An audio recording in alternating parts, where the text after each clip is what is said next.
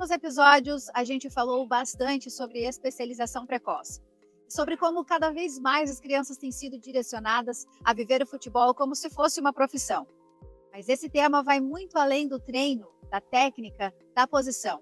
Ele toca áreas profundas como desenvolvimento emocional, equilíbrio familiar e até mesmo a forma como a criança se enxerga no mundo. Quando a gente fala em formar um atleta, estamos também falando em formar um ser humano.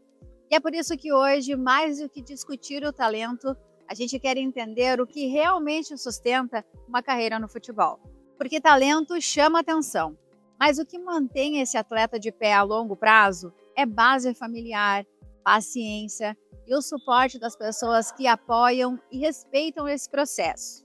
Nega, quando a gente fala em talento, a maioria das pessoas pensa logo naquele menino que se destaca no meio do grupo, que desde muito novinho já chama atenção.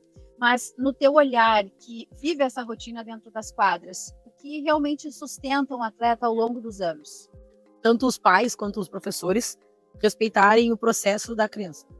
A criança de 9, 10 anos tem toda uma caminhada ainda, e o que acontece geralmente são os pais compararem os seus filhos com os profissionais. Eles querem que a criança tenha uma rotina de treinos, competições, como se fosse um profissional.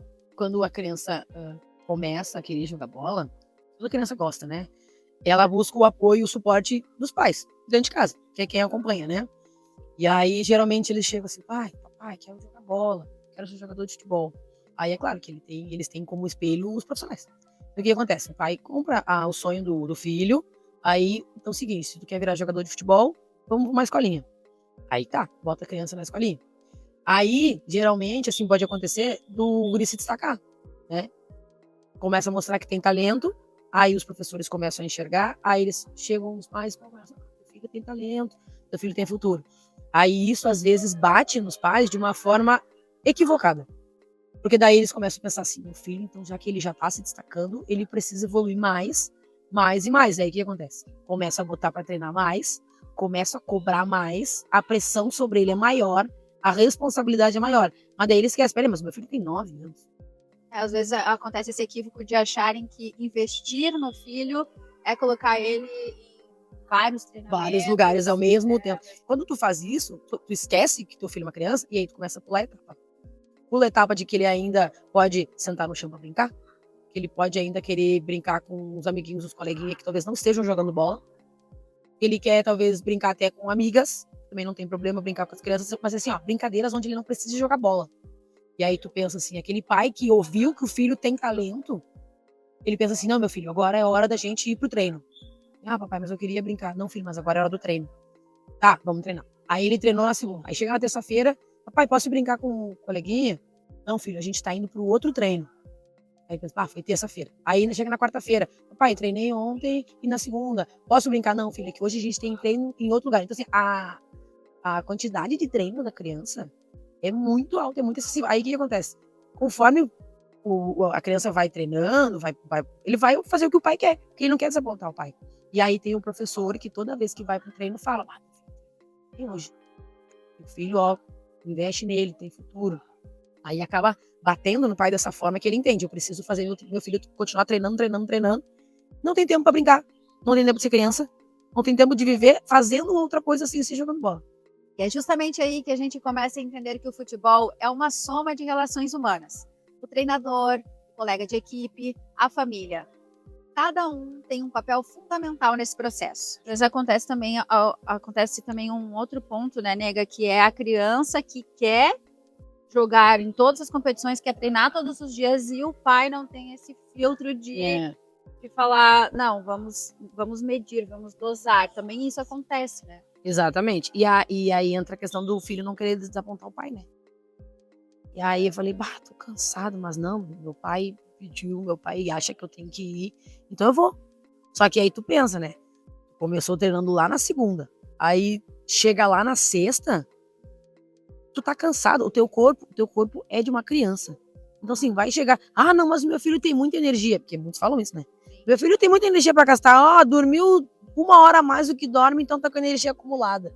Só que daí chega na sexta-feira, que tu fala que teu filho tem muita energia, ele não rende no treino.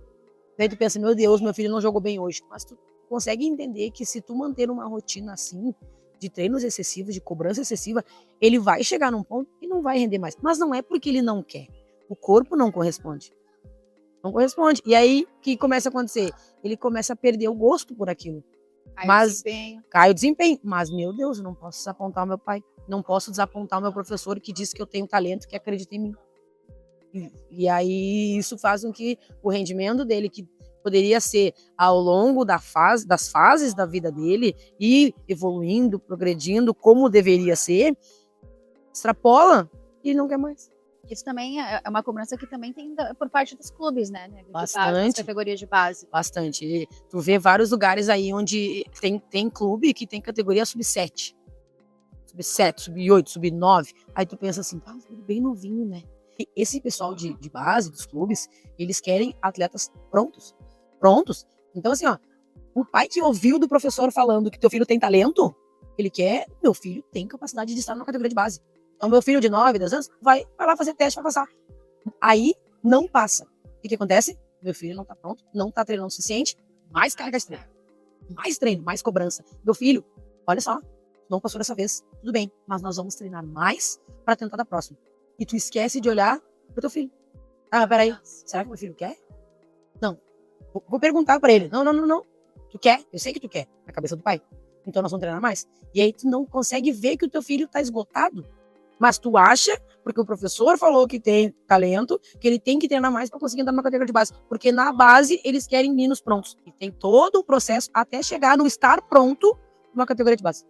Cada vez mais a gente percebe que o futebol de base não é sobre pressa, é sobre processo. O talento abre portas, mas o que sustenta o atleta é a base emocional, suporte familiar e o cuidado com a criança por trás da camisa. Esse é um recado importante para nós, pais, treinadores e até para os próprios meninos. O futuro se constrói com paciência, com pessoas que acreditam em você e que respeitam o tempo certo.